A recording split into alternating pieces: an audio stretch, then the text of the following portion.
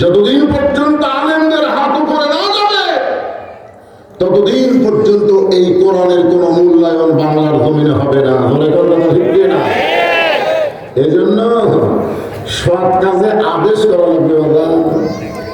এখন নিজের বাপই বেটাকে আদেশ করা পারে না। এই জন্য রাসূল করেছে 7 বছর থেকে তালিম দাও, 10 বছর থেকে জোর করে নামাজ ধরো। 7 বছর থেকে তালিম দেয়নি, 10 বছর নামাজের কথা হয়নি, এখন 20 বছর বয়সে ফজর আযান দিলে বাপ পৌঁছে যায় আর বেটা কম্বলের মধ্যে 2.5 হাত হবে। আগে আসলো 3.5 হাত, আযান শোনা হচ্ছে 2.5 হাত। কথা বুঝতে পারেন না? কম্বল মাথার উপর তুলে দিয়েছে, পাও টানা বুকের কাছে নিচ্ছে, জানলা দিয়ে বাপ তাকায় দেখে পাও নাই মাথাও নাই, বেটা গেল। বাপ যদি সাহস করে ঘরের মধ্যে ঢুকে ল্যাপ টান দেয় তাহলে দেখতে কম্বলের তলে ল্যাপের তলে বেটার সাইজ আর সকালবেলা সাইড থেকে কুত্তার সাইজ একই সাইজ। তাহলে আপনি বাবার নামাজে হবেন, আপনার বেটা কুত্তার মতন সাইজ হয়ে ঘুম করবে, আর আপনি জান্নাতে যাবেন। এই ধান্দা আপনি পেলেন কোথায়? কি মনে করছেন? হ্যাঁ, সৎ কাজের আদেশ, অসৎ কাজের বাধা যদি আমরা দিবার চাই তাহলে এই কোরআনকে শুধুমাত্র কোরআনের মঞ্চে, কোরআনের মাদ্রাসায়, আল্লাহর ঘর মসজিদে রাখলে হবে না, এইটাকে জায়গা মতো নিয়ে যাওয়া লাগবে। সব সমস্যার সমাধান বাদ বাকি মুখ বন্ধ করে আছে থাকে। وَنُنَزِّلُ مِنَ الْقُرْآنِ مَا هُوَ شِفَاءٌ وَرَحْمَةٌ لِّلْمُؤْمِنِينَ।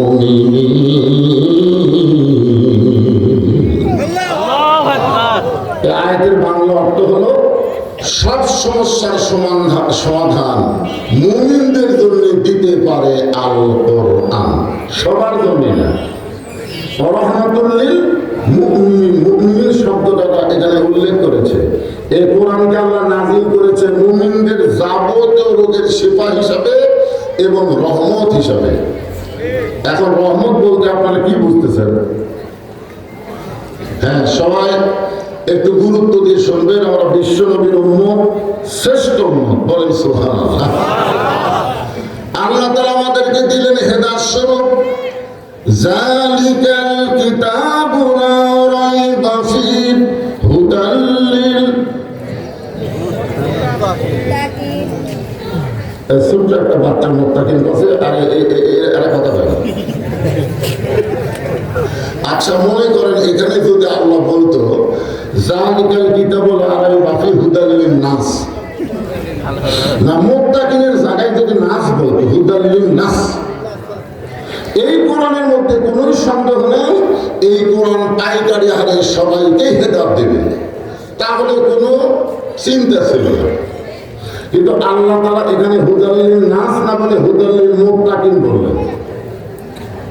এই মুত্তাকিন বলার পিছনে কারণ আছে না? কারণ সবাই কোরআন শুনলেও সবাই আল্লাহর কোরআন থেকে হেদায়েত পাবে না। যার প্রমাণ হলো আবু জেহেল। আপনার বলেন তো, আবু জেহেল কি কোরআন শোনেনি? আপনারা তো বসে থেকে শুনতেছেন। আবু জেহেল ডানে থেকে শুনেছি, তাই বলে যারা ডানে আছে তোমরা মন খারাপ করো না। আবু জেহেল সামনে দাঁড়ায়নি, আবু জেহেল দাঁড়াচ্ছে কোথায়? পিছনে, আলোতে না অন্ধকারে? অন্ধকারে চোরের মতন চুপি চুপি সারা রাত কোরআন তেলাওয়াত শুনে সকালবেলা দিয়ে মিটিং এর মধ্যে মুখ ফসকে বলে ফেলেছে, এত সুন্দর কোরআনের বাণী রাতটা কোন দিক দিয়ে গেল আমি বুঝবারই পারিনি। সবাই কোরআনের পক্ষে আবু জেহেল তারিফ করতেছে না যে এত সুন্দর কোরআনের বাণী রাতটা কোন দিক দিয়ে গেল আমি বুঝবারই পারিনি। আবু সুফিয়ান বলেন, এটা যেই কোরআন শুনতে সারা রাত কোন দিকটা যায় বোঝা যায় না, সেই কোরআন ধরলে অসুবিধা কি? ধরলে আপনারা বলেন তো, এখানে যত মানুষ আপনারা বসে আছেন মনে কষ্ট নেন না, আপনারা কি সবাই এই কোরআন এখন পর্যন্ত ধরবার পারছেন? এই কোরআন ধরবার গেলেও ঠেলা আছে। এখন যদি বলি ভাই আসেন ধরেন তো, এক মাহফিলে 103 না 4 জন মিলে প্রতি বছর একটা তাফসীর মাহফিল করে, এতগুলো যুবক মিলে একটা তাফসীর মাহফিল করে। আমি যেতে বলবো যাই দেখি কোরআন শরীফ নেই। তাই বললাম ভাই আজকের মাহফিল কমিটির সভাপতিকে দৌড়ে আসলে হুজুর আমি সভাপতি, তো একটা কোরআন শরীফ লাগবে, তুমি নিয়ে এসে দাও তো। কিছুক্ষণ পরে দেখলাম কোরআন শরীফ একটা ঠিকই আসলো, কিন্তু নিয়ে আসলো মসজিদের মুয়াজ্জিন। কে নিয়ে আসলো? মুয়াজ্জিন সাহেব নিয়ে আসলো। ওয়াজ শেষ করার পরে ওই কমিটির যুবক আমাকে বলতে হুজুর আগামী বছরের ডেট দিয়ে দাও, এবং তারিখ মনে করি সভাপতি কোথায়, তোর সামনে এসে বলতে যে হুজুর রাখি, তো তোমার কোরআন শরীফ আমি বললাম মুয়াজ্জিন আনলো কেন? তখন মুয়াজ্জিন সাহেব বলতে যে হুজুর ও আমাকে এসে বলতে যে আমার যে শরীর ঠিক নেই, হুজুর আমার কোরআন শরীফ আনতে করতে পারতেছি না ভাই, তুই নিয়ে যা। তাহলে চিন্তা করেন একটা তাফসীর মাহফিলের কমিটির সভাপতির শরীর ঠিক নেই, তাহলে এই কোরআন শরীফ কি সবাই ধরতে পারবে? আবু সুফিয়ান বলেন এটা যে কোরআন শুনতে সারা রাত চলে যায় বোঝা যায় না, এই কোরআন ধরলে অসুবিধা কি? আমি তোকে বলতে যে কোরআন ধরলে অসুবিধা কি? যদি শুনবার চাস কি হওয়ার কাছে না, যে কাছে গেছে কানের কাছে মুখে বলতেছে এই কোরআন যদি ধরি তাহলে তোর আমার ভুয়া নেতৃত্ব চলবি না। আজকেই বাংলাদেশে আবু জেহেলের মতন যারা ভুয়া নেতৃত্ব দিবার চায় তারাই আল্লাহর কোরআনের আইনের বিরুদ্ধচারণ করে। ধরে কার কথা ঠিক না? এরা মানুষের তৈরি সংবিধান মানবে, মানুষের তৈরি আইন মানবে, আর মুসলমান বলে দাবি করবে, আর মরার সময় মুসলমান হয় মরবে আর কি মারতেছে। বর্তমানে অধিকাংশ মুসলমান মুনাফিক হয়ে মারা যাচ্ছে, অধিকাংশ মুসলমান। শুধুমাত্র কোরআনের ওয়াজ আছে কিন্তু কোরআনের রাষ্ট্র নেই, কোরআনের সমাজ নেই। আমার কথা কি বুঝতে পারলে? এই কোরআন খালি শুনলে হবে না, কোরআন একটু ধরা দরকার। আরে বাবা ধরার মধ্যে সবই আছে তো। আপনি কি মাছ ধরবেন ছেড়ে দেওয়ার জন্য?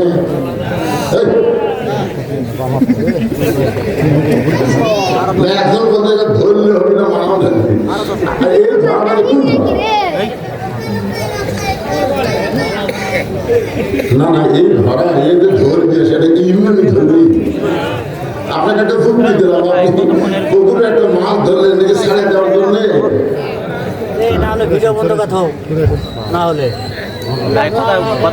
একটু মনোযোগ দিয়ে শুনবেন। আমি ছোট্ট একটা সূরা আসর আপনাদের সামনে আজকে আলোচনা করব। তার আগে আমি কোরআন সম্পর্কে আপনাদের বলতেছি। এই কোরআন থেকে হেদায়েত নিতে গেলে কি হওয়া লাগবে?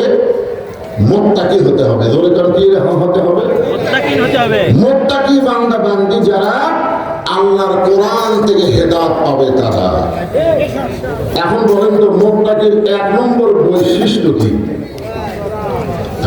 কোরআন। আমি আগে কর না, আমি হত্যা শুনবে এক একজন এক একটা করে। মুত্তাকির 1 নম্বর বৈশিষ্ট্য হলো আল্লাযীনা ইউমিনুনা বিল গায়ব। 1 নম্বর বৈশিষ্ট্য হলো অদৃশ্যের প্রতি বিশ্বাস স্থাপন করা। আমাদের বাংলাদেশে অনেক নামাজি আছে কিন্তু মুত্তাকি না। আসরের নামাজ পড়ে জমির ধান দেখতে গেছে। কি দেখতে গেছে? ধান দেখবার যায় দেখে ওপর জমির পানি চলমল করতেছে, নিচে আর জমির পানি নেই। ওপর জমির পানি কি চলমল করতেছে, নিচে আর জমির পানি নেই। ওই তখন চারিদিকে তাকাছে, চারিদিকে দেখে কেউ নেই। ওই আস্তে করে বসে বিসমিল্লাহ করে জমির আয় কাটছে। কি করে আমাদের বাংলাদেশে অনেক নেতারা কিন্তু মঞ্চে এসে প্রথম কি করে? বিসমিল্লাহির রহমানির রহিম কয় কি কয় না? বিসমিল্লাহির রহমানির রহিম বলার পরে মানুষের সংবিধান, মানুষের আইনের কথা বলা হলো কুফরি। তুমি আল্লাহর নাম দিয়ে শুরু করলে, আল্লাহর কোরআন, আল্লাহর আইনের কথা থাকবে, জোরে কোন কথা ঠিক না? তোমার মুখে থাকবে বিসমিল্লাহ আর জমির আইন কাটতে একে বিসমিল্লাহ করে জমির আইন কাটে ওই পানি দিয়ে হাত ধোছে, ওই পানি দিয়ে হাত ধুইয়া হচ্ছে। আবার চারিদিকে দাঁড়ায় তাকায় বলতেছে আলহামদুলিল্লাহ, কেউ দেখেনি। দেখছেন,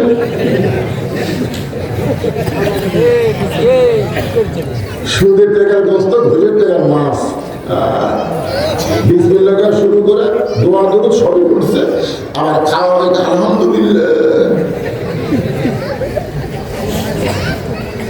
আপনার বলেন তো, ওই নামাজের ভিতরে যদি তাকওয়া থাকতো, ঈমান থাকতো, ওই লোকটা কেউ না দেখলো, কে দেখতেছে? আরো জোরে জোরসে বলেন। তোমার দুই কান্দে দুই মোহরি লেখিতেছেন ডায়েরি, দলিল দেখে রায় দিবে, টাকা পয়সার নাই কারবার। এমন প্রীতি হলো রে ভাই, এখন উঠে না, ঠিক আছে। এত বয়সের লোকেরা ওয়াজ না শোনাই ভালো। আমি এই জন্যই বলতে শোনেন, তাই শোনেন, আমার মতো এরকম বয়স হলে, আমার ভাইয়ের মতন বয়সে তখন আমরা আল্লাহর কাছে দাঁড়াবো, বুঝলেন? তখন আল্লাহ বলবে তোমার বুড়া বয়সের কোনো হিসাব আমি চাই না, তোমার শৈশব কালের কোনো হিসাব দেওয়া লাগবে না, খালি যৌবন কালের হিসাব দিয়ে জান্নাত হচ্ছে। কোন কাল? আরো ধরে যান, কোন কাল? এখন আমাদের বাংলাদেশের অবস্থা কি? যখন হচ্ছে চামড়া ঢিল, আল্লাহর সাথে দিছে মিল। যৌবন কালে মসজিদও দেখা যায় নাই, বুড়া কালে সিয়াইলে মসজিদ উঠেছে। মানে এখন ঠিক মতো আর বসবার পারে না, উঠতে পারে না। এখন লাঠির কাছে যে সামনে কাতারে সব বেশি, তো সিয়ারটা সামনে কাতার থুয়ে এসেছে। এখন ওই দাদার কথা বলতে লাঠির সামনে কাতার সিয়ার থসে। মসজিদের ইমাম সাহেব দেখতেছে সিয়ারের যে বসা নামাজ পড়বি, তুই আমার কাহিদ দা। মসজিদের জায়গা ওর বাপ দিছে। এখন কি করবে? আপনার বলেন তো, যে কাতারে সিয়ার থাকবে ওই কাতারে 27 গুণ সওয়াব হবে। কথা বল না কেন? 27 গুণ সওয়াব হবে? 27 গুণ সওয়াব নিতে গেলে কাতার সোজা করা লাগবে, কাতার হেঁকা বেঁকা করা যাবে না। আর যেই কাতারে সিয়ার থাকে ওই পায়ে, ওই কাতারের পায়ের গোড়ালি কোনোদিন সোজা হয় না। কথা বল না কেন? তোর যৌবনটা কি করছিল? এই জন্য যে কাতারে সিয়ার থাকবে ওই কাতারে আপনারা 1 গুণ সওয়াব পাবেন, কিন্তু 27 গুণ পাবেন না। আবার যদি চান সিয়ার আসতে করে দ্বিতীয় কাতার দেন। দ্বিতীয় কাতারের লোকেরা যদি মনে করে আমরা 27 গুণ চাই, তাহলে তৃতীয় কাতার দেন। তৃতীয় কাতারের লোকরা আমরা 27 গুণ সওয়াব চাই, চতুর্থ কাতারে দেন। এক সময় দেখবেন একটা সিয়ারও মসজিদে নাই, সব বারান্দা এতিমের মতো পড়ে আছে। ধরে কথা ঠিক না? সরকারি চাকরি করতে যেরকম একটা বয়স লাগে, নামাজ পড়তে গেলে রুকু সেজদা ঠিক মতো করবার গেলে যৌবনের দরকার আছে না? নাই? ধরে আছে না? এই জন্য তখন থেকে নামাজ, তখন থেকে 7 বছর থেকে তালিম দেন, আর 10 বছর থেকে জোর করে ধরা। কিন্তু 10 বছরে কিছুই হয়নি, 20 বছরে বেটা সবা মসজিদে যায়, বেটা খালি চোখ লাল করে তাকায়। এখন কি করবেন? ঘাট ধরবে, ঘাট ধরলে বুড়া কি বিদ্যা শুয়ে ঠিক আছে। তোর মতন বুড়া বাড়ির থাকার দরকার নাই। একটু মনোযোগ দিয়ে শুনবেন। মুত্তাকির 1 নম্বর বৈশিষ্ট্য হলো আল্লাযীনা ইউমিনুনা বিল গায়ব, অদৃশ্যের প্রতি বিশ্বাস স্থাপন করা লাগবে। প্রত্যেকটা যুবক যদি বিশ্বাস করে তার 2 কাঁধে 2টা ফেরেশতা আছে, যতই রাত হোক না কেন জানলা দরজা বন্ধ করে কম্বলের মধ্যে অশ্লীল ভিডিও দেখতে পারবে না। কারণ দেখবার গেলেই তার বিশ্বাস হবে আমার 2 কাঁধে 2টা ফেরেশতা আছে। ধরে কথা ঠিক কি না? আপনার বলেন তো, ফেরেশতা কি করার জন্য? হিসাব নিকাশ করার জন্য। কি লিখবে? তাহলে আয়াতটা শোনেন, কিরামান কাতিবিনা ইয়ালামুনা মা তাফআলুন। তোমার 2 কাঁধে 2 মুহুরি লিখিতেছেন টাকা পয়সার নাই কারবার। এর যুবক বিশ্বাস হয়? বিশ্বাস হয়। সবার হাতে একটা করে মোবাইল আছে। এরা যে রাত গভীর হলে কি করে আপনারা ওরা মনে করে যে আমরা যখন অকাম বদকাম করি তখন ফেরেশতা ঘুম পড়ে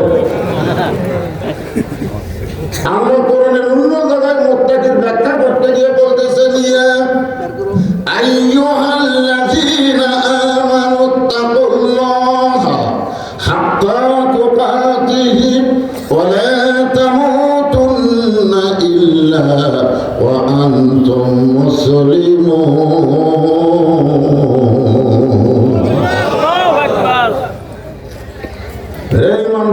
এখানে যত মানুষ আমরা আছি সবাই আল্লাহকে বিশ্বাস করি কি করি না?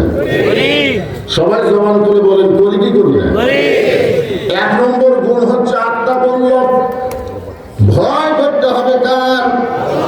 আরো জোরে বলে। বর্তমান আমাদের বাংলাদেশে আমরা ভয় করতেছি কার? আপনি নওগাঁ কেন্দ্রীয় মসজিদে জোহরের নামাজ পড়বেন, জোহরের নামাজ নিয়ত করছেন সামনে কাতারে পড়বো, কিন্তু মসজিদের দরজা দিয়ে দেখেন আপনার পায়ের জুতার দাম ৩,০০০ টাকা। আপনি এখন বলেন তো আল্লাহর ভয়ে জুতার দরজা খুলে আপনি কি মসজিদের মধ্যে ঢুকে পারবেন?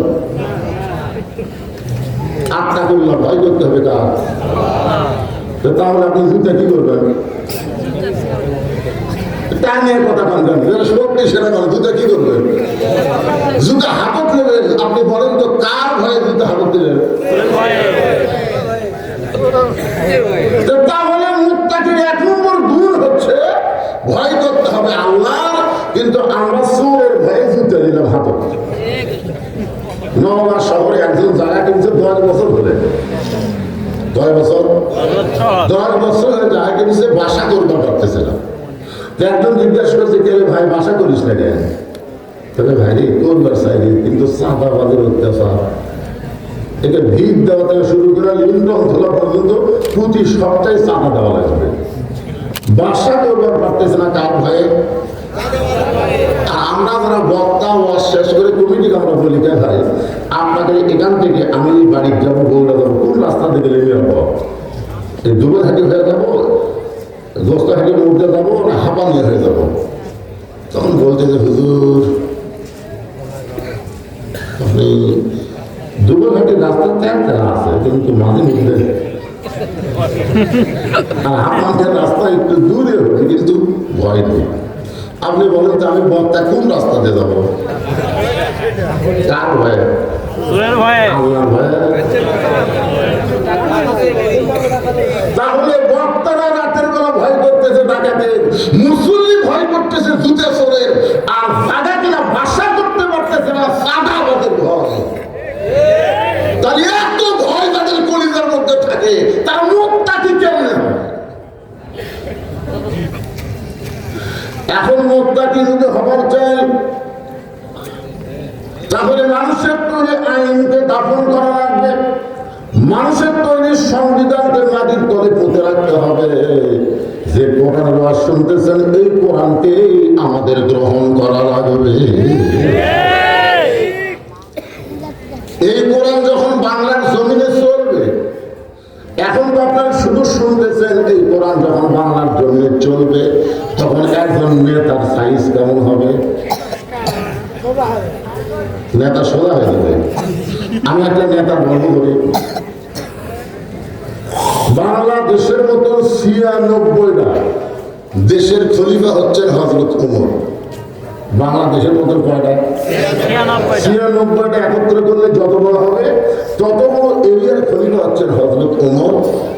জুমার দিনে খুতবা দিচ্ছেন, মাঝখান থেকে একজন সাহাবী দাঁড়িয়ে বলতেছে আমিরুল মুমিনিন আপনার খুতবা আমরা শুনবো না। আপনার বলেন তো আইন চলছে কার?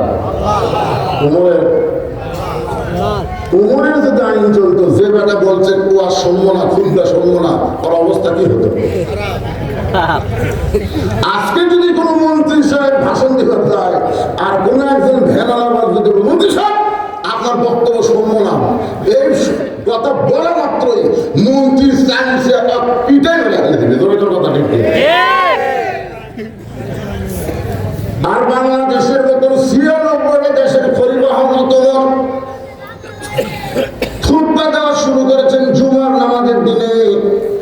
এমন সময় মাঝখান থেকে বলতেছে আমিরুল মুমিনিন আপনার খুতবা আমরা শুনবো না।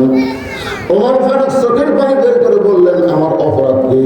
বলে আপনার অপরাধ হলো আমাদেরকে খাটো পাঞ্জাবি দিয়ে আপনি লম্বা জুব্বা করে খুতবা দিচ্ছেন, আমাদেরকে খাটো দিবেন, আপনি লম্বা কোথায় পাইলেন? এটা যতক্ষণ না বলবেন ততক্ষণ আপনার খুতবা আমরা শুনবো। হযরত ওমরের চোখে দরদর করে পানি পড়তেছে। এমন সময় 30 পারা কোরআনের হাফেজ 6 লক্ষ হাদিসের হাফেজ আব্দুল্লাহ ইবনে ওমর ফারুকের সন্তান বাবার পাশে উকিল হয়ে দাঁড়িয়ে গেছে। যোগ্যতা হলো কয় পারা? 30 পারা কোরআনের হাফেজ, 6 লক্ষ হাদিসের হাফেজ, এত বড় আব্দু জাহানের খলিফার সন্তান কোরআনের হাফেজ। আর আমাদের এমপির বেটা কিসের হাফেজ?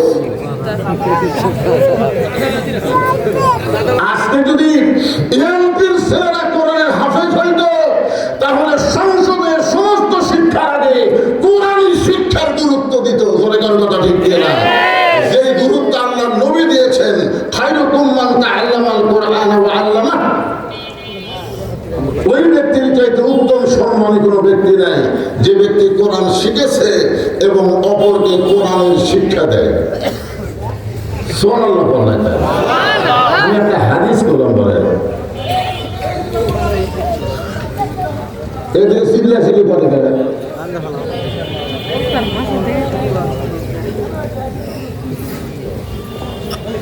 এই মাহফিল কমিটির লোক যারা আছে তারাও একটু ইয়ে দেবো হয়েছে না, যা করবেন ইশারা ইঙ্গিতে করেন। অত হাজার হাজার লোকের দরকার নেই। সাইজ মতো কিছু লোক পালি এক ওসমান হাদি দেখে দিছে ইনসাফ তাক কয়, ইনকিলাব তাক কয়। জোরে কেমন কথা ঠিক?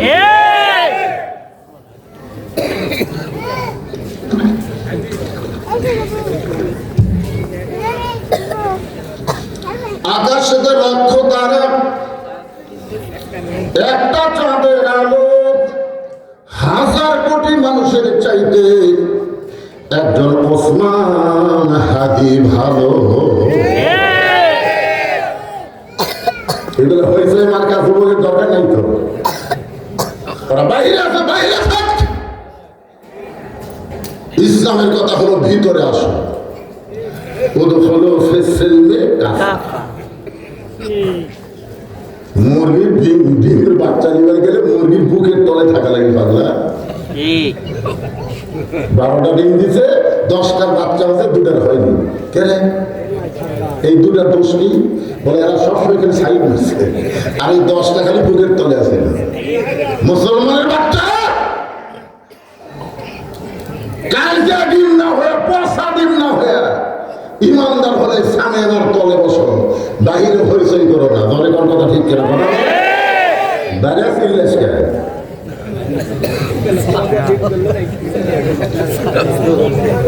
বাইরে লোকের কোনো দাম আছে? ইসলামেও নেই, আজকের এখানেও নেই। একটু মনোযোগ দিয়ে শুনবেন। আব্দুল্লাহ ইবনে ওমর 30 পারা কোরআনের হাফেজ, 6 লক্ষ হাদিসের হাফেজ ছেলেটা বলতেছে, রে নবীর সাহাবীরা, আমার বাবার লম্বা জুব্বা দেখে তোমরা বাবার খুতবা বন্ধ করে দিলে আর তোমরা খাটো পাঞ্জাবি পরে নামাজ পড়তে আইছো।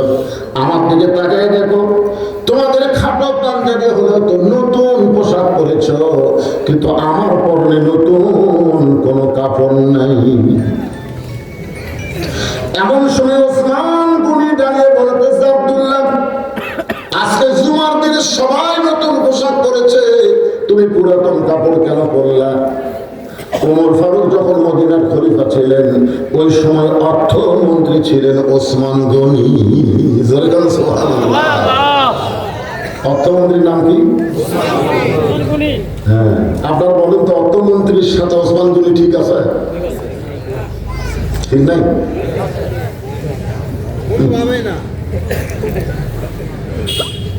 বুঝবার পারে বাংলাদেশের শিক্ষামন্ত্রী, বাংলাদেশের অর্থমন্ত্রী, এরকম মন্ত্রী আছে না? নাই? জনগণ আছে না?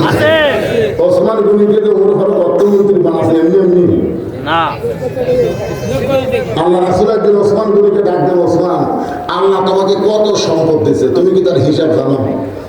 ওসমান গনি বলতেছে, ইয়া রাসূলুল্লাহ, আল্লাহ আমাদের যত সম্পদ দিয়েছে, এই সম্পদ যে গুদামের মধ্যে আমি রাখি, ওই গুদামে তালা দিয়ে, ওই গুদামের তালার চাবি টানতে একটা উট হিমশিম খায়।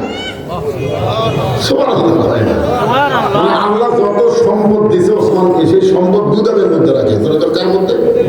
ওই গুদামের তালা দিয়ে, ওই তালার চাবি, চাবিটা আপনার কি করবো, চাবি করলে সমানই হবে,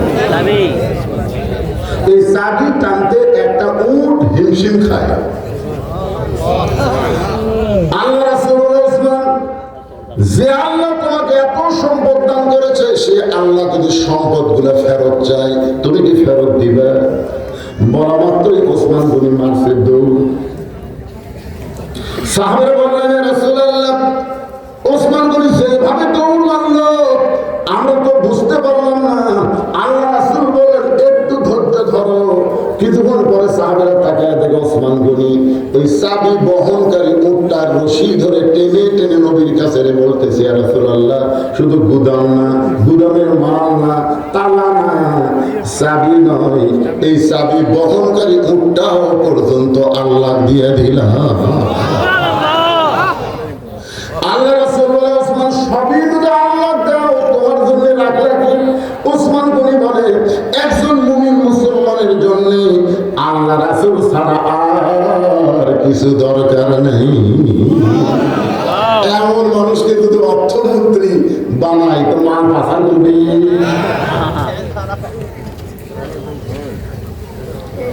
ওসমান গনি বলে, আব্দুল্লাহ, আজকে জুমার দিনে সবাই নতুন পোশাক পরেছে, আর তুমি পুরাতন কাপড় কেন পরলে? আব্দুল্লাহ বলতেছে, আমি যদি আজকে নতুন পোশাক পরতাম, তাহলে আমার বাবার জুব্বা লম্বা হতো না। আব্দুল্লাহ বলতেছে, যেদিন থেকে আমার বাবা মদিনার খলিফার দায়িত্ব পাইছে, সেদিন থেকে আমার বাবার চাইতে নরম মানুষ এই দুনিয়াতে আর কেউ নাই। সুবহানাল্লাহ বলেন। আব্দুল্লাহ বলতেছে, আমার বাবা যখন সাহাবী ছিল, তখন আল্লাহ নবী বলেছে, ওমর যে রাস্তা দিয়ে যায়, ওই রাস্তা দিয়ে শয়তানও 40 দিন যাইতে ভয় পায়। কিন্তু যেদিন থেকে খলিফা হয়েছে, খেলাফতের দায়িত্ব পাইছে, সেদিন থেকে আমার বাবার চাইতে নরম মানুষ কেউ নেই। ইসলাম কোরআন যখন রাষ্ট্র চলবে, তখন দায়িত্ব পাওয়ার আগে গরম থাকবে, আর দায়িত্ব পাওয়ার পরে কথা হয় না। আর মানুষের তৈরি আইন দিয়ে যখন রাষ্ট্র চলবে, তখন দায়িত্ব পাওয়ার আগে নরম হবে, আর দায়িত্ব পাওয়ার আগে মশান ধরে, পরে মশান ধরে। দেখেন তো এখন যারা ভোটার ডান আছে, এর চরিত্র দেখছেন? গাড়ির থেকে নেওয়া ফজলুল সালাম নেতা, গাড়ির থেকে নেওয়া ফজলুল সালাম দিচ্ছে, সালাম চাচা কেমন আছেন? চাচা খেলে মাথা ঘুরে। নেতা বলে, কি দেখেন? বলে, কাক সালাম দিলেন? দিলেন ভিক্ষা করে খাই, ভোটের আগে। আমার মতন নরম কেউ নেই। যে ভোট করে নেতা হবে, আর নেতাকে নওগাঁ খুঁজে পাবেন না।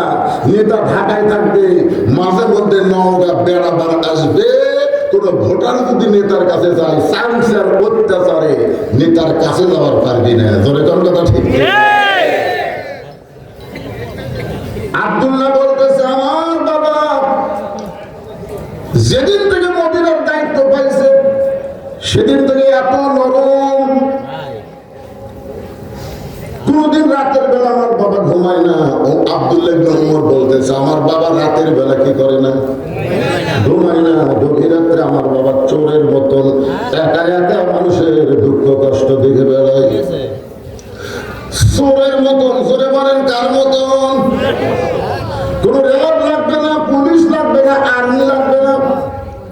বাংলাদেশের মতন 96টা দেশের একজন রাষ্ট্রনায়ক খলিফা একা একা ঘুরে বেড়ায়। একদিন রাত্রেবেলা ঘর থেকে দেখতে পাই একটা পুরুষ মানুষ তাবু টাঙ্গায়, তাবুর বাইরে খালি উত্তর দক্ষিণ করতেছে। একবার উত্তরে যায়, একবার দক্ষিণে যায়।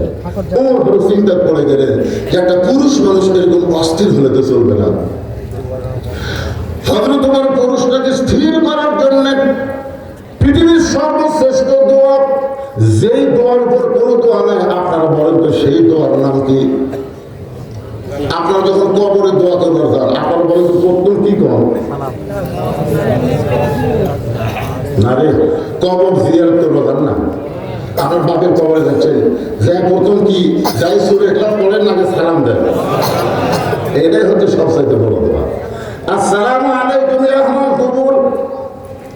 ওমর ফারুক লোকটাকে স্থির করার জন্য কাছে গিয়ে সালাম দিলেন, আসসালামু আলাইকুম ইয়া আব্দুল্লাহ। লোকটা সালামের উত্তর দেয় না। ওমর ফারুক আবার সালাম দেন, আসসালামু আলাইকুম ইয়া আখি। লোকটা সালামের উত্তর দেয় না। ওমর ফারুক বলতেছেন আস, কেবল আস, সালামও কবারই বলে না। লোকটা বারবার আমার সালাম দেওয়া কেন? ওমর ফারুক বলতে, ভাই আপনি অস্থির হয়ে উত্তর দক্ষিণ করতেছেন, এদিকে যান এদিকে যান, এইটা দেখে আপনাকে শান্তি দেওয়ার সালাম দিলাম। লোকটা বলতেছে, পাগল, তুমি কি জানো হযরত ওমর সেদিন থেকে আমার কোরআন যে রাষ্ট্র চলায়, সেদিন থেকে দিনও রাত। এই লোকটা এই কথা কাক বলতেছে, কি বলতে চাই? যেদিন থেকে হযরত তোমার আল্লাহর কোরআন যে রাষ্ট্র চালায়, সেদিন থেকে দিনও রাত। আমার গর্ভবতী বউকে নিয়ে অমুক এলাকা থেকে আমি অমুক এলাকায় যাচ্ছিলাম, কিন্তু রাস্তার এই জায়গায় এসে আমার বইয়ের প্রসব বেদনা এত বাইরে গেছে, এত বেশি হয়ে গেছে, আমি এখন তাবু টাঙ্গায়া এই তাবুর মধ্যে বউকে রাইখা আমি বিপদের মতন পাগল হয়ে ঘুরতেছি, আর তুমি খালি আমার সালাম দাও। তুমি জানো আমার বউটা কত কষ্টে আছে, আমি পুরুষ মানুষ কিছুই করতে পারতেছি না, এইটাকে আমি অস্থির হয়ে ঘোরাফেরা করতেছি, আর তুমি না বুঝে পাগলের মতো আমাকে সালাম দাও। ওমর ফারুক লোকটাকে এক টানে বুকের মধ্যে নিয়ে কপালে একটা চুমা দিয়ে বলে, ভাইজান আপনি কোনো চিন্তা করেন না, আমার বাড়িতে ভালো ধাত্রী আছে। একটা মেম্বার হলে, বর্তমান বাংলাদেশে একটা মেম্বার হলে ওর চাপাত রাখতে পারত।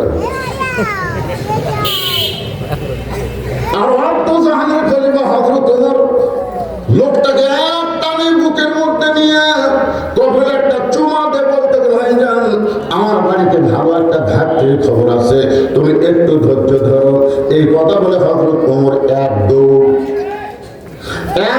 দৌড়ে গিয়ে দরজায় ডাকতেছে আব্দুল্লাহর মা।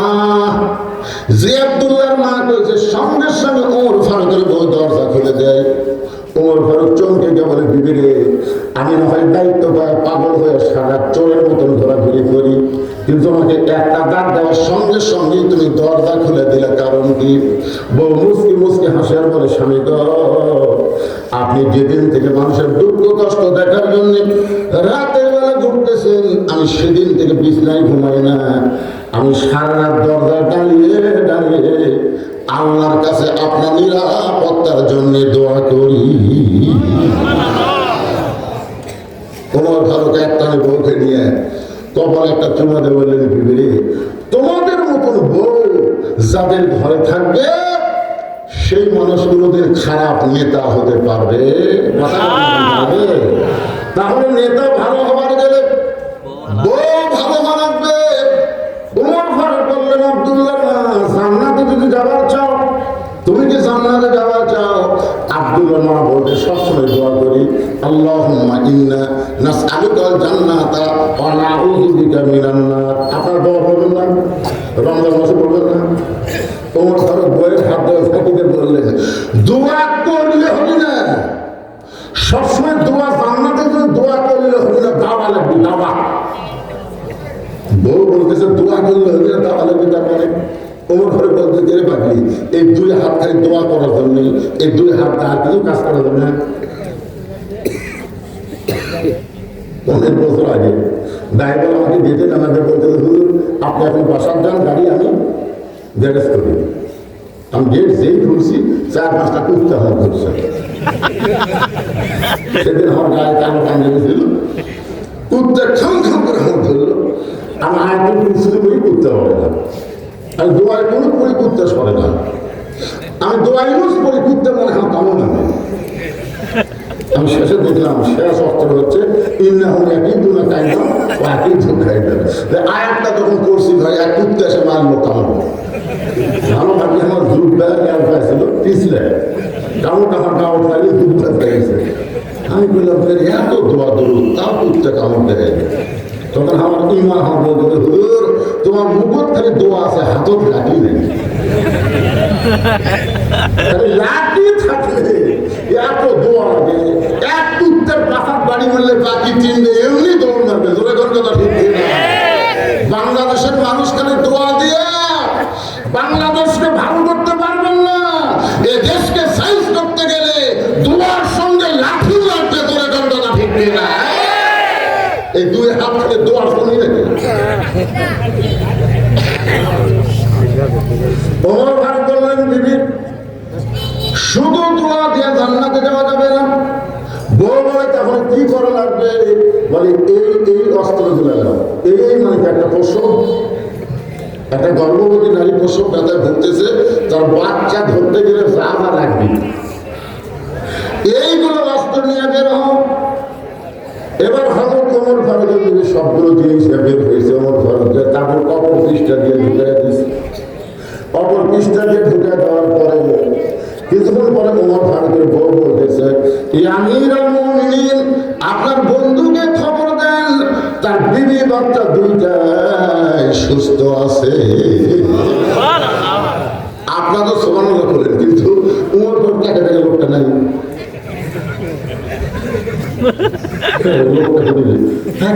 পায়ের কাছে বড় বলেন ভাই দিকে তাদের মধ্যে কি বলো আমি না আপনি হজরত তাহলে আপনি আমাকে সালাম দিয়েছেন, আমি সালামের উত্তর না নিয়ে যে খারাপ ব্যবহার করছি। আপনি রাস্তা থেকে শয়তান নাকি 40 দিন যায় না, তাহলে কি হলো? ওমর ফারুক বললেন ওরা দায়িত্ব পাওয়ার আগে, যেদিন থেকে দায়িত্ব পাইছি সেদিন থেকে আমার চাইতে নরম মানুষ আর কেউ নাই। আব্দুল্লাহ বলতে সাহাবারা শোনো, দুনিয়ার সমস্ত মানুষ যখন ঘুমায় গেছে আমার বাবা তখন ঘুমায় না, চুপি চুপি আমার দরজায় ডাকতেছে আব্দুল্লাহ আব্দুল্লাহ বলে। আমি দরজা করে তাকাই দেখি বাবার হাতে একটা পাঞ্জাবি। আমি বললাম বাবা একটা পাঞ্জাবি বাইতুল মাল থেকে আমার দেওয়া হয়েছে, এই গভীর রাত্রে আর একটা দিবার আছে। ওমর ফারুক বলে ব্যাটারে আমি তোকে আর একটা দিবার আসি বাজান, এই পাঞ্জাবিটা আমার ভাগে পড়েছে, এখন তুই বল এই ছোট পাঞ্জাবি পরে আগামীকাল আমি খুতবা দিলে কেমন লাগবে? কারণ মুসলিম পাঞ্জাবি ছোট হলেও সমস্যা নাই, কিন্তু ইমামের দিকে সবাই তাকায়। কথা কর না কেন?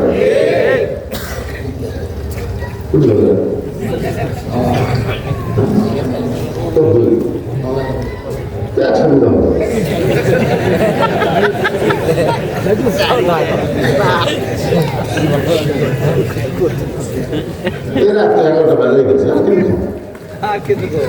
আপনি সিলেট দেখতে পারেন।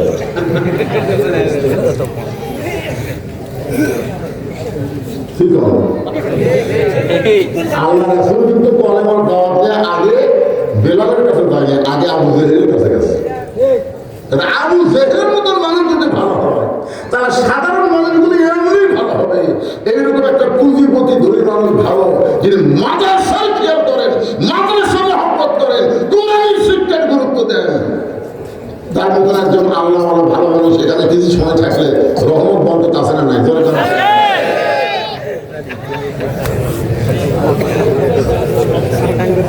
কি ব্যবহার হচ্ছেন?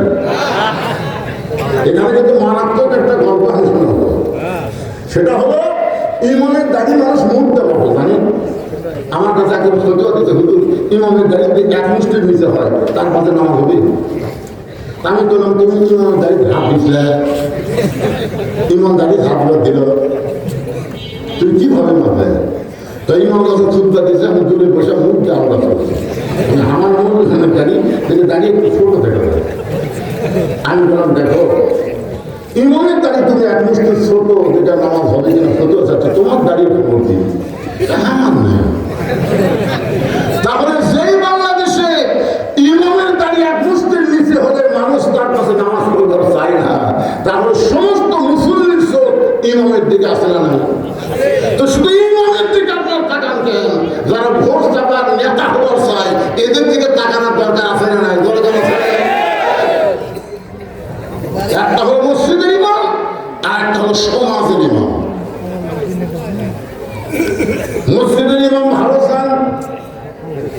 সমাজের ইমাম কেমন চান? ওমর ফারুক বললেন, বেটারে এই ছোট পাঞ্জাবি করে আমি কেমন খুতবা দে, তোর দুব্বাটা আমাকে দিয়া দে। আব্দুল্লাহ বলে, আমার কাপড় আমার বাবাকে দিয়া দিলাম। গভীর রাত্রে বাবা তার কাপড় আমার কাপড় একত্র করে লম্বা খুতবা করে খুতবা দেয়। এখন বলো বাবার খুতবা শোনা যায় কিনা যায়? সমস্ত সাহাবারা চিল্লায় বলে, আল্লাহর কোরআন দিয়ে যখন রাষ্ট্র চলবে এমন ভালো মানুষকে নেতা হিসাবে দেখা যাবে। আমরা সেই কোরআন দিয়ে ছোট্ট একটা সূরা, সূরাটার নাম হলো সূরা আসর। সূরা বলে নাম কি? আসর শব্দের অর্থ হলো সময়। সময়ের খুবই গুরুত্ব। যেরকম প্রধানমন্ত্রী সাহেব সময়ের দিকে খেয়াল করে চিন্তা করতেছে, বাসায় যায়, কিন্তু আপনাদের মধ্যে এমন একজন মানুষ দাঁড়ায় বলেন তো, হুজুর আমি এখান থেকে বাড়ি যাবার পার বই একটা লোক খাওয়া দেখা আমার বাড়ি সবচাইতে নিকটে, আমি বাড়ি যাওয়ার পার বই। এই সামান্য কোথাও বলার সাহস যদি আমাদের না থাকে তাহলে আমরা সময়ের গুরুত্ব কেন দিচ্ছি না? ওইদিকে কতগুলো ফ্যাস ফ্যাস করতেছি, ফ্যাস ফ্যাস। কোরআনের মাহফিল আশেপাশে তুমি কথা বলো, তোমার কথা যদি বক্তার কানে আসে মরার 7 দিন আগে আল্লাহ তোমার জবান বন্ধ করে দিবে, তোমার জবানে কলেমার উচ্চারণ হবে না। জোরদার মানা ঠিক কিনা? ইয়ের কি মারছিস? এটা হাত বাগান না, এটা বেহেশতের বাগান। আল্লাহ সময়ের শপথ করলেন, মিশে মায়ায় বন্দি থাইকা করলাম কত খেলা, পশ্চিমে টাকা দেখো তোমার ডুইবে গেছে বেলা, এক পলকের নাই ভরসা। এক পলক বলেন এই দিকে দেখে, আমার এই ভাইয়ের দিকে এই পর্যন্ত বাঁচার গ্যারান্টি আমাদের। এক পলকের নাই ভরসা, মিশে সকল আশা, তখন বুঝি দারুণ ঝড়ে ভাঙবে তোমার বাসা। কি দেখতেছেন ভাই? দোয়া করবেন, হুজুর 6 তালা ভেঙে দিছি, 4 তালা কমপ্লিট হচ্ছে, ওই যে রড ভাই করে তো দুই কামদের দিয়ে ফেরেশতাকে শয়তান উপর দিকে না তাকা, নিচের দিকে তাকা। তোর তো নিজ 6 তালা না পাগলা, তোর সময় শেষ, 20 তালা। তোর এখন কোন তালা? আল্লাহ সময়ের শপথ করলেন, আসর মানে সময়ের শপথ। সময় অত্যন্ত গুরুত্বপূর্ণ। আজকে যারা মাগরিবের নামাজ পড়েন নাই, এশার নামাজ পড়েন নাই, যারা নামাজ না পড়ে শুনতেছেন, এই যুবকেরা তোমরা বুঝবারই পারতেছো না, প্রতি মুহূর্তে মুহূর্তে তোমাদের হায়াত থেকে সময় ফুরে যাচ্ছে। কি মনে করতেছেন? যে মাগরিব আজকে বাদ দিলে, যে এশা বাদ দিলে, মরার পর্যন্ত চেষ্টা করো ওই সময় আর ফেরত পাবে না। আমি একদিন আয়নার সামনে দাঁড়ায় 5 মিনিট আমি কাঁদছি। আল্লাহ তুমি আমার ওই 30 বছর যে যৌবন কাল আসছিল, খালি ওই 30 বছরের যৌবন কাল ফেরত দাও, যা আমার দিছ সব নিয়ে যাও। আমার এত বাড়ি ঘর সহায় সম্পত্তির কোনো দরকার নাই, আমার যৌবনের দরকার। বুঝতেছেন যুবক? বুঝতে পারতেছে না তোমার যৌবনের যে কি দাম তুমি আজকে বুঝতেছ না। যেদিন আমার মতন বয়স হবে সেদিন চোখ দেখালে পানি পড়বে। সময়ের শপথ করে আল্লাহ বললেন, ইন্নাল ইনসানা লাফি খুসর। ইন্না মানে নিশ্চয়, ইনসান মানে মানুষ, লাফি মানে ভিতরে, খুসর মানে ক্ষতি। নিশ্চয় মানুষগুলো ক্ষতির ভিতরে। এ কথাটা আমার দিকে খেয়াল করেন, সময় বেশি বাকি নাই, খুব বেশি সময় নাই তো। একত্রে অর্থ হবে নিশ্চয় মানুষগুলো ক্ষতির ভিতরে। এখন বলেন তো এই মানুষ তৈরি করছে কে? সবাই আমার সঙ্গে বলেন, আদর করে মানুষ আল্লাহ বানায়া কেমনে দিবেন ক্ষতির মধ্যে ফেলিয়া। আল্লাহ বলেন তোমরা ক্ষতির মধ্যে পড়বে না, ইল্লাল্লাযীনা আমানু ওয়া আমিলুস সালিহাত ওয়া তাওয়াসাউ বিল হক ওয়া তাওয়াসাউ বিস সবর। এখানে চারটা বিষয় বলা হয়েছে, সংক্ষিপ্তভাবে আমি বলতেছি। এক নম্বর হলো ঈমান। যেরকম এক নম্বর কি? ঈমান যদি না থাকে আপনি যতই ভালো কাজ করেন আল্লাহর দরবারে কবুল হবে না। আপনার বলেন তো নবীর চাচা আবু তালেব কেমন মানুষ ছিল? সবাই এক বাক্যে বলেন কেমন ছিল? কেমন ভালো? আল্লাহ রাসূল বলেছেন আমি মায়ের পেটে থাকা অবস্থায় এতিম ছিলাম, কিন্তু দুনিয়াতে আসার পরে এতিম ছিলাম না। সাহাবীরা বললেন হুজুর মায়ের পেটে এতিম হলেন, দুনিয়াতে এসে এতিম ছিলেন না কেমনে? রাসূল বললেন ভাগ্য করে এমন একটা চাচা আবু তালেব পাইছিলাম, যিনি আমাকে এমন ভাবে লালন পালন করলো, আমার যে বাবা নাই এটা কোনোদিন আমি বুঝতে পারি নাই। বাবার দরদ দিয়ে যিনি নবীকে লালন পালন করলো, ঈমান না থাকার কারণে ওই আবু তালেবকে আল্লাহ জাহান্নাম দিবে। তাহলে এক নম্বরের নাম কি? সবাই বলে এক নম্বরের নাম কি? আল্লাহ রাসূল বলেছেন তুমি যত বড় পাপী হও না কেন, শুধুমাত্র ঈমান নিয়ে যদি কবরে আসতে পারো, শুধু ঈমান নিয়ে যদি কবরে আসতে পারো, আমি রাসূল ওয়াদা দিয়ে দিলাম তোমাকে বাহিরে রেখে আমি নবী জান্নাতে যাব না। এখন আপনারা খালি খেয়াল করেন, এই ওটা ভাষা ভাই ওটা ভাষা না না ঈমানের বস শুনবেন না। ঈমান নামাজ ভঙ্গের কারণ আছে না নাই? রোজা ভঙ্গের কারণ আছে না নাই? আমি দেখছি গত বছর একটু অজু করতে যায়, অজু করতে যায় পানি এত গরমের মধ্যে গেছে কিনা হাওয়ায় ধরো ওইখানে করতেছে। আমি বললাম ভাই কি হচ্ছে? পুরি করবে মনে হচ্ছে সামান্য পানি নিচের দিকে গেছে। আমি বললাম এটা কে দেখছে? বলছি কেউ দেখেনি। তুই যে পাপ করতেছিস কার ভয়? চিন্তা করে দেখেন হয়ে যান, গলার মধ্যে সামান্য পানি আছে, আল্লাহ ছাড়া কেউ ধরে না, অথচ এই লোক ইমান থাকার কারণে খালি পাপ করতেছে। আপনার বলে তো ফেরেশতারা কি বলতেছে? আল্লাহ আল্লাহ তোমার এই বান্দা তোমার কোনদিন দেখছে না, তো সামান্য পানি গলার মধ্যে গেছে কিনা সঙ্গে ওয়ার পাপ করতেছে। এরাই তো জান্নাতি পাবে, এরাই তো জান্নাতি। নামাজ পড়তে পড়তে আঙ্গুল তোলেন না, আঙ্গুল তোলেন না ভেজাল, আত্মা হেঁটে পড়তে পড়তে আসে দেওয়ার লাইলা তোলেন না, আঙ্গুল কি করে তোলেন? ফেরেশতারা বলতেছে আল্লাহ এই যে আঙ্গুল তুলে আসা দেওয়ার লাইলা দিল্লা বলতেছে, এরা কি আপনার কোনোদিন দেখছে না? দেখেনি তো না দেখে আপনার সাক্ষী কেমন দেয়? আল্লাহ বলতেছে এইভাবে আঙ্গুল তুলে আমাকে সাক্ষী দিল, এরাই বিনা হিসেবে জান্নাতি হয়ে গেল। খালি সুবহানাল্লাহ বললে হবে না, নামাজ ধরা লাগবে, নামাজ ধরা লাগবে। এই জন্য এক নম্বর ঈমান।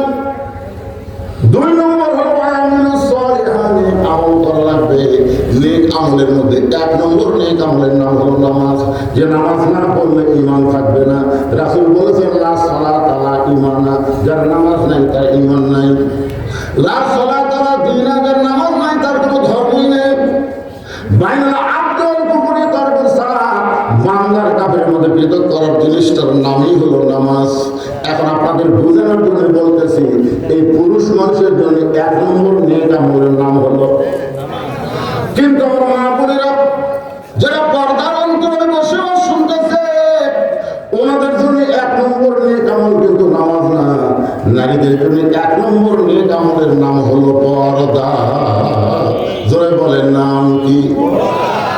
আচ্ছা আপনাদের শৈলকুপ এলাকায় কোন মেয়ে মানুষ কি মাথার চুল বেচা খায়?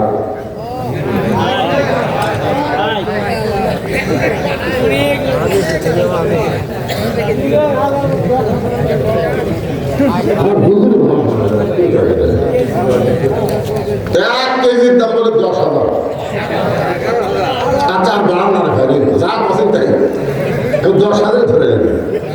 আচ্ছা চিন্তা করেন, যার বউ মাথার চুল বেচা খাচ্ছে, ওই স্বামীর কি হবে?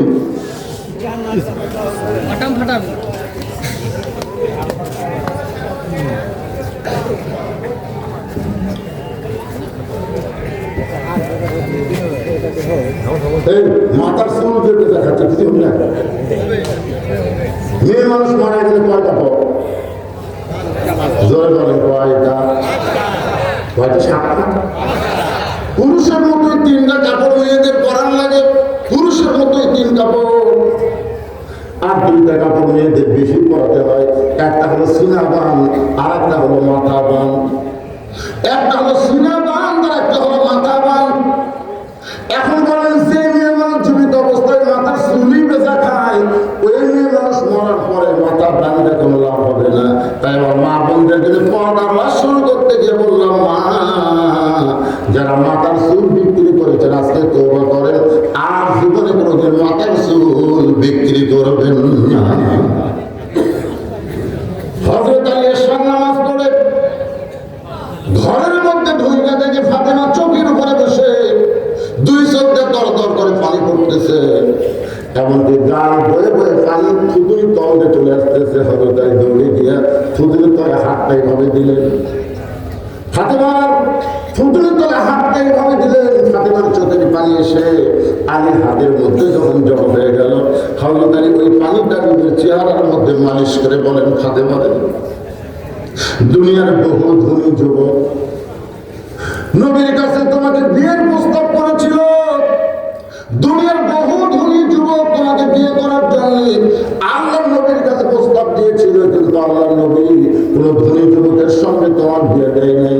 আল্লাহর ঘটকালিতে আমার মতন গরিবের সঙ্গে তোমার বিয়ে হয়েছে, আমি জীবনে তোমাকে শান্তি দেবার পারি নাই, তুমি একা একা কেমন করে কেন কাঁদতেছ? এই কথা শোনার সঙ্গে সঙ্গে ফাতেমা দাঁড়িয়ে হযরত আলীকে বুকের মধ্যে নিয়ে কাঁধের উপরে মাথা দিয়ে বলে, স্বামী গো, এই কথা বলে আপনি আমাকে লজ্জা দেবেন না, আপনারা আমাকে কষ্ট দিয়েছেন, আর সেই কষ্টের কারণে এমন করে আমি কাঁদতেছি। আই বলতেছে, তাহলে কি জন্য কান্দ? ফাতেমা বলে, স্বামী গো, আমার কান্দার কারণ হলো আল্লাহ তাআলা আমার দোয়া কবুল করেছে। আই বলতেছে, ফাতেমা দোয়া কবুল করলে কেউ কি কোনোদিন কান্দে নাকি? ফাতেমা বলে, স্বামী গো, আল্লাহ কি দোয়া কবুল করেছে আপনি কি শুনবেন না? আই বলে, ফাতেমা আল্লাহ তোমার কি দোয়া কবুল করেছে? ফাতেমা বলতেছে, আল্লাহ তাআলা আমাদের পর্দার মধ্যে মৃত্যু দিবে। আলী বলতেছেন, ফাতেমা যে মেয়েটা সবসময় পর্দার মধ্যে থাকে সেই মেয়েটা তো পর্দার মধ্যে মরবে, এই দোয়া কবুল করার পিছনে কামনা কেন? ফাতেমা বলে, স্বামী গো, এই মৃত্যুটা কবে হবে সেইটাকে আপনি শুনবেন না? আলী বলে, বাহিরে বুকের মধ্যে নিয়ে চাইটা ধরে বলে, মৃত্যুর কথা কেউ কোনোদিন বলতে পারে না। ফাতেমা কে কখন মরবে এটা দুনিয়ার কেউ বলতে পারে না। ফাতেমা কান্দে কান্দে বলে, স্বামী গো, কিছুক্ষণ আগে আল্লাহ তাআলা আমারে শোনাইছে আজকে রাতের বেলায় আমার মৃত্যু হবে। যেই বলছে আজকে রাতের বেলায় আমার মৃত্যু হবে, গাছের গোড়া কাটলে গাছটা যেমন পড়ে যায়, হযরত আলী তেমনি পড়ে গেলেন ঘরের মাঝে। ফাতেমা 2 হাতে চোখের পানি মুছে, 2 হাতে চোখের পানি মুছে মুচকে হাসি দিয়া স্বামীর মাথাখানা উড়াতের উপরে নিয়ে কপালে একটা চুমা দিয়ে বলেন, স্বামী গো, আমার বাবার মুখে আমি শুনেছি আপনি হলেন পৃথিবীর শ্রেষ্ঠ বীর। আমার বাবা বলেছে আপনি হলেন পৃথিবীর শ্রেষ্ঠ জ্ঞানী। আপনার বলেন তো, হযরত আলীর চাইতে পৃথিবীতে কোনো জ্ঞানী আছে? আমার রাসূল বলেছেন, আনা মাদিনাতুল ইলমি ওয়া আলী বাবুহা, আমি হচ্ছে ইলমের শহর, আলী হচ্ছে তার দরওয়াজা। দরজা, সুবহানাল্লাহ। আল্লাহ বলেছেন, আসাদুল্লাহিল গালিব, হযরত আলী, আলী হচ্ছে আল্লাহর সিংহ। তাহলে গোটা পৃথিবীর মধ্যে সবচেয়ে বড় বীরের নাম কি? বড় জ্ঞানীর নাম কি? ফাতেমা বলতেছে, আপনি জ্ঞানী হয়ে বীর হয়ে বউ মরার কথা শুনে এমন করে আপনি পড়ে গেলেন কেন? আপনি কি জানেন না এই দুনিয়া থাকার জায়গা না, এখানে আসলে যাইতে হবে। আমি যেই বলবো আসলে, আপনার সকলে বলবেন যাইতে হবে। এই দুনিয়াতে আসলে যারা বলতেছেন না তারা মনে যাবেন না, এটা কোন দলে যাওয়ার কথা বলা হচ্ছে?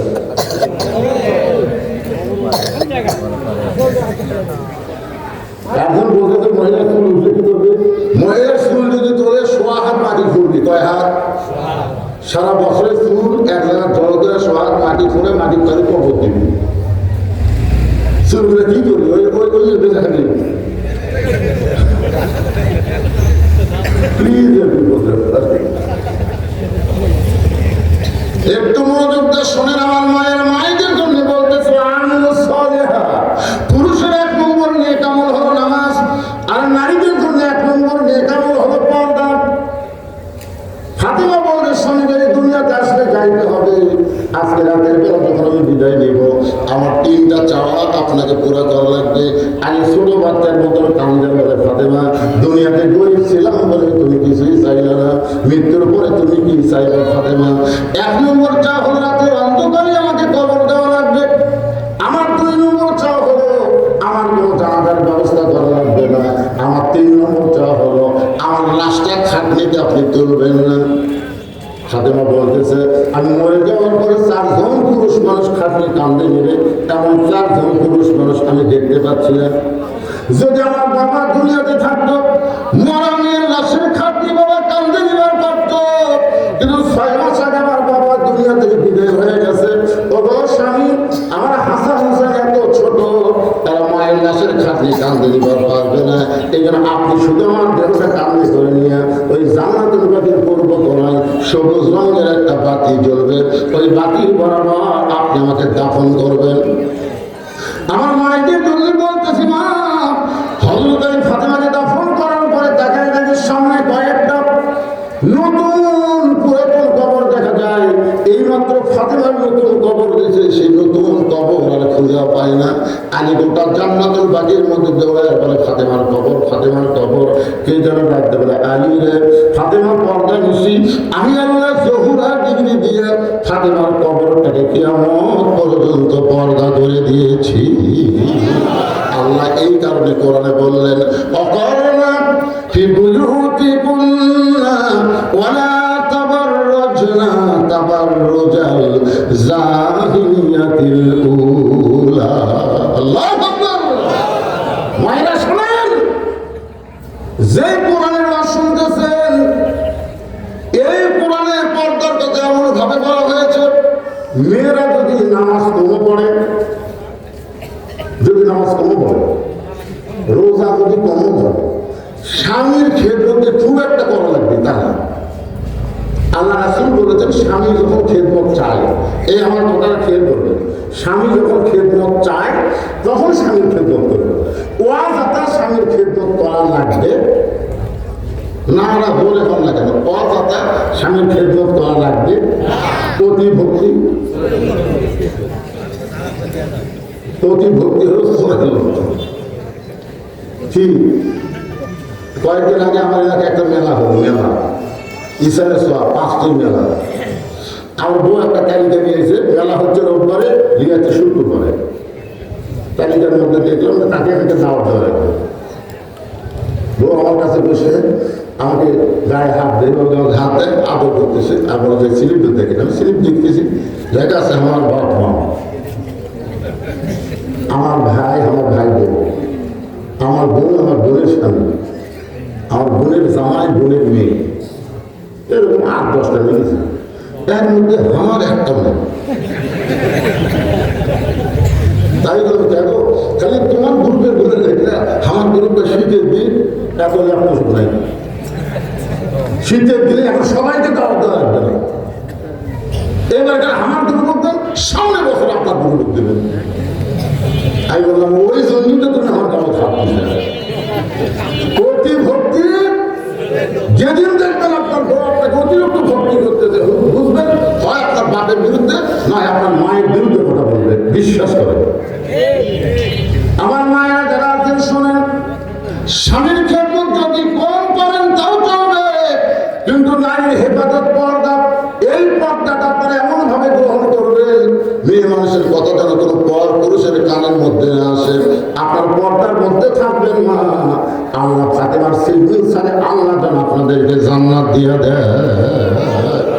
এখন সূরা আসরের 3 নম্বর বিষয়, অত্যন্ত গুরুত্বপূর্ণ সাবজেক্ট, ওয়াতাসাউ বিল হক। হক কথা বলা লাগবে, হক পথে চলতে হবে। পিছন থেকে একজন একটা কথা বলেছে আমার ব্যাপারে, ওখানে বললো আর একদিন ধরে দিয়ে দেবে,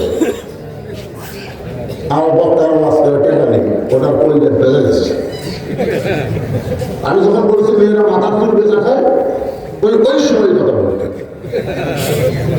মানে আমার বউ বেচা খায়।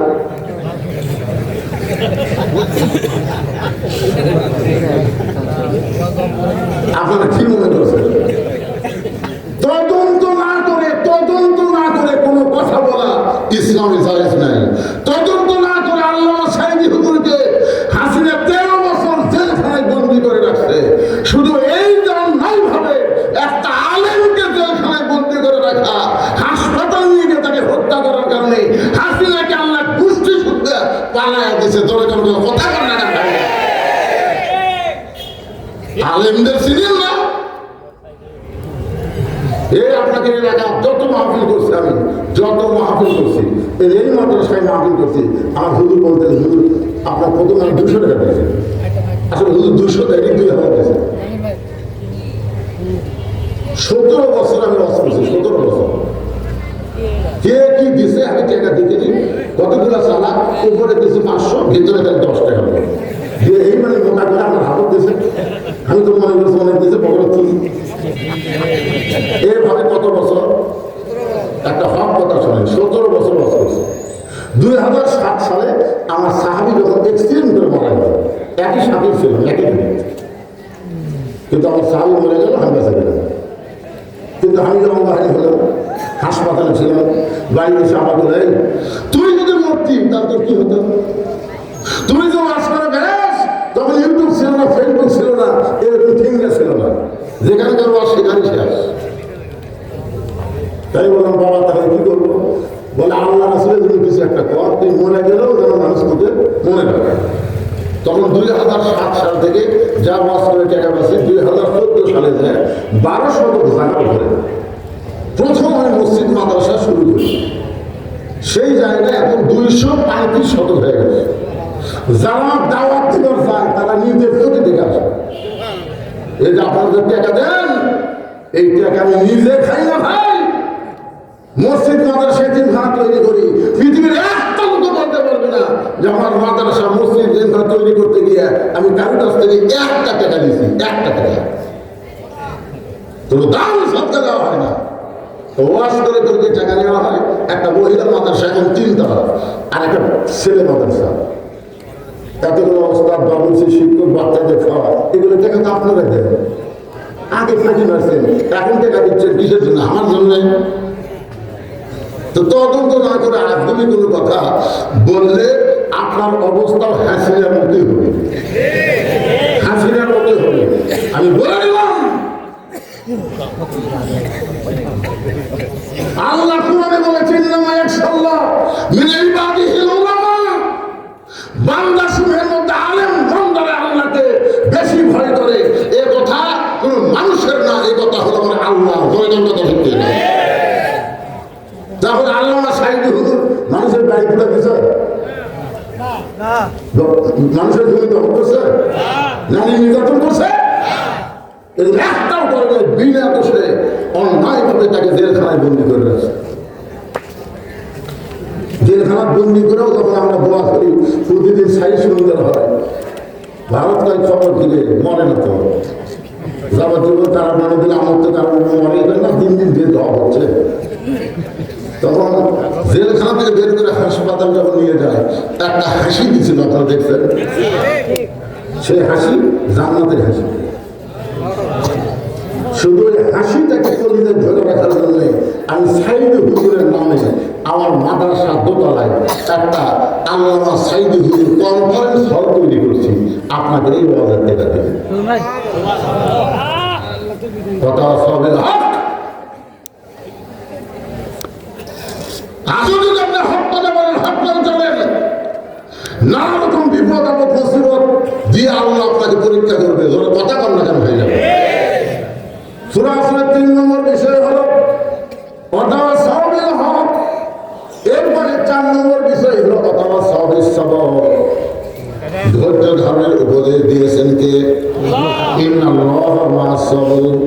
এই যে আপনার ধৈর্য নিয়ে বসে আছেন, এই যে ধৈর্য নিয়ে বসে থাকার কারণে আল্লাহর কোরআন নবীর বিধান থেকে আপনারা কিছু কথা শুনতে পাচ্ছেন, যেরকম ঠিক কিনা? আজকে আমাদের মায়েরা ধৈর্য হারা হওয়ার কারণে আমরা ছোটবেলায় গান গাইছি, কি বলবো প্রসবের কথা, মা দিনের সেই ব্যথা কেউ তো বুঝিবে না। মাজন থেকে সন্তানের দায় অকালে মারা যায়, কেন সে মায়ের ভক্তি করো না? এমন দরদি ভাবে কেউ হবে না আমার মা, মা গো। এখন বলেন তো মায়ের ধৈর্য আছে? আমার কাছে এসে হুজুর সন্তান খালি কান্দে, পানি পড়াবে, পানি পড়াতে আমি কান্না বেড়ে গেছে। হুজুর পানি পড়া দিলে হলে সরাসরি ফুলবেন তো আয়তন কুর্সি সুরা পাতে দিলাম, তার নামও ভাই হয়েছে। বাচ্চার মা বলতেছে এখন ফুল ফাঁকে হবে না হুজুর, দোয়া দোয়া দিন শেষ। 3-4-5 মাস পরে বললাম মা তোমার বাচ্চাকে কান্দে, কার কান্দে না, তো কান্দন বন্ধ হলো, কোন দোয়া দেয় এটা না হুজুর দোয়া লাগবে। যখনই কান্দে মোবাইল চালে ফেলবে। আপনি জানেন আমার বাচ্চা মোবাইল ছাড়া ভাতে খায় না। আমি বললাম মা একটা হক কথা বলতো, তোমার বাচ্চা কি নর্মালে হচ্ছে না সিজার করা? হুজুর আমি সত্যি কথা পাবো, তখন বলতে গেলে সিজার করা।